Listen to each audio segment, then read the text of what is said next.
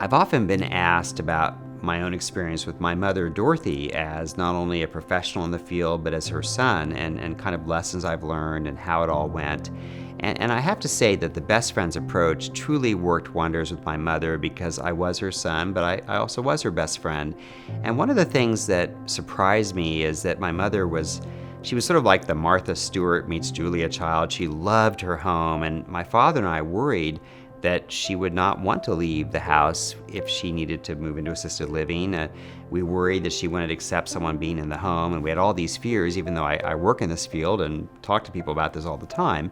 Well, in fact, when we had an in-home caregiver, we ended up getting very lucky, and we found actually two wonderful women who truly understood my mother, related to her life story, would pour her Earl Grey tea with milk, take her out on drives, engage her in meaningful conversation, and really added to the family feel of the home.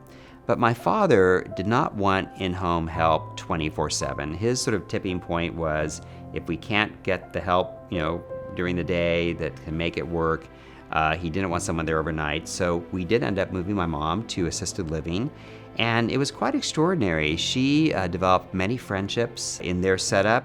They had kind of a companion suite where you had a little common entrance, but they had the two separate bedrooms. But her neighbor, she would call her next door neighbor, even though it really was her roommate. Of course, they spent a lot of time in the common areas. My mother loved the music, she loved the art, she loved the tea parties, the happy hours, and I could really see the magic and the importance of this sort of social therapeutic environment where my mother really had friends. So don't be afraid to try services. Don't wait to use services. I think that using services is actually like giving penicillin for an infection. It is a treatment for dementia, to surround your family member with affection, with friendship, with society, to find lively, engaged caregivers, and to create an interesting and fun day. And by and large, I think that was very therapeutic for my mother, who really kind of felt like she was at a grand resort and grand hotel,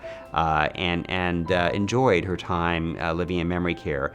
My father and I certainly missed her not being in the home, but we took great satisfaction when we knew that she was being cared for well, and in fact had many new friends living in memory care.